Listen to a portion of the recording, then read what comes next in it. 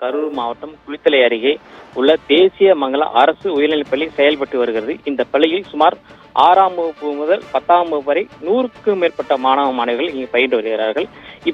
பள்ளியில் பார்த்தீங்கன்னா குளித்தலை பகுதியிலிருந்து மணப்பாறை தொகுதி மருங்காபுரி பகுதிக்கு கூட்டு குடிநீர் குழாய் திட்டம் செயல்பட்டு வருகிறது.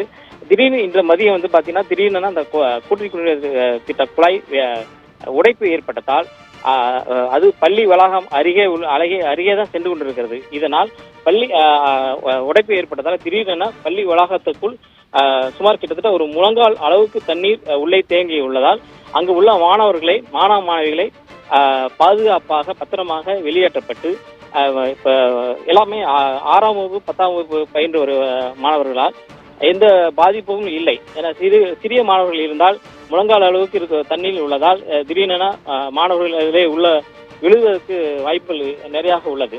ஆனால் 6ஆம் வகுப்பிலிருந்து 10ஆம் வகுப்பு பள்ளி மாணவர்கள் பயின்று வருவதால் சேஃபாக மாணவ மாணவிகளை வெளியே அனுப்பிவிட்டு தண்ணீரை வெளியே ஏற்றுவதற்காக அதிகாரிகள் அங்க ஆய்வு செய்கிறார்கள்.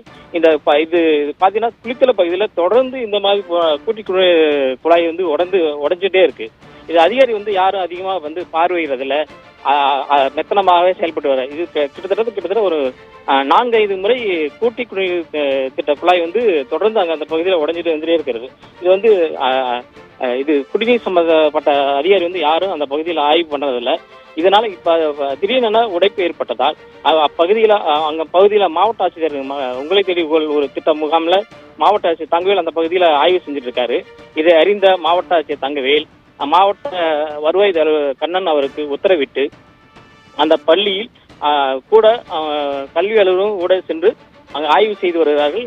இதனால் தண்ணீர் வெளியேற்றும் வரை அந்த பள்ளிக்கு 2 நாள் விடுமுறை அளிக்கப்பட்டுள்ளதாக மாவட்ட நிர்வாகம் தெரிவித்துள்ளது. ரிஷி.